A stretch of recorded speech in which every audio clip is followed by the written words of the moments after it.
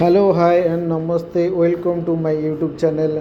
आज आउ गोटे इंटरेस्टिंग वीडियो मु आपण मान पई नहीं आसी। आज आमे बनैबा बड़ी सजना छुई बेसर। यही रेसिपी पई दरकारी सामग्री होची सजना छुई, आलू, बैगण, टमाटो आउ बड़ी। मसला रे रही सोरिष, जीरा, अदा आउ कंचा लंका। आज सोमवार आम रसुण व्यवहार करूना। रसुण व्यवहार कले आउ टिके टेस्ट बढ़ीज। परिबा सबू एहीपरी छोट छोट करी काटी नवा।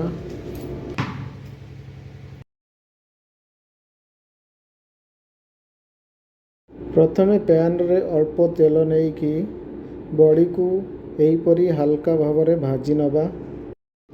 एबे आमे पैन बसैबा। पैन टा टिके हल्का गरम हो गले तादरे टिके एबे तेलटी गरम हो आसिलानी। एबे बटा होइतबा मसला को पकेबा। एही पर टिके चलै देबा। चलै सारिला परे टिके वेट करबा। मसला टा को टिके हबा को दबा। एबे मसला हेई आसिलानी। एबे कटा होइतबा परिबा को सहीथिरे पकेई देबा। स्वाद अनुसार किछि लूण पकेबा।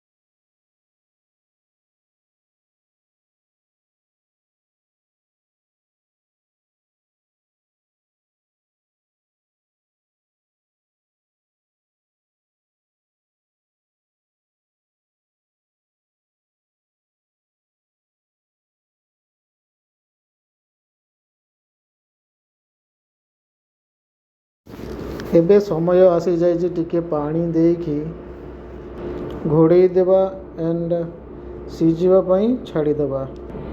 मझिरे मझिरे तरकारी टिके चलाउथिबा नहले पैन रे लागी जिवो। एही परी 15 मिनिट गला परे तरकारी को चेक करि नबा। एबे आम बेसरटी हेई आसिलानी। चलंतु आमे एही रेसिपी को टिके टेस्ट करिबा।